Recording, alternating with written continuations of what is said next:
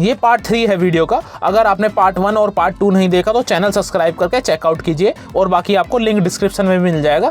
और हमने इस वीडियो के अंदर बचा हुआ काम किया है, जैसे कि आपका इंजन माउंटिंग का काम रह रहा था, तीनों इंजन माउंटिंग रिप्लेस कर दिए हैं। जैसे कि आप देख सकते हो ये ए माउंटिंग है, ए माउंटिंग हमने रिप्लेस कर दी। ये बी माउंटिंग का काम चल रहा है, बी माउंटिंग रिप्लेस करेंगे। जेनॉन बी माउंटिंग डाली है हमने। इसके बाद सी माउंटिंग हमने रिप्लेस ऑलरेडी कर दी है। सस्पेंशन फ्रेम हमने फिट कर दिया है।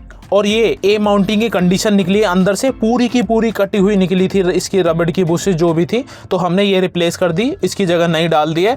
फ्रंट का सस्पेंशन का सारा काम हो गया है, सस्पेंशन फ्रेम भी हमने लगा दिया है। और इसके बाद हमने टायर फिट करके गाड़ी का रोड टेस्ट किया है।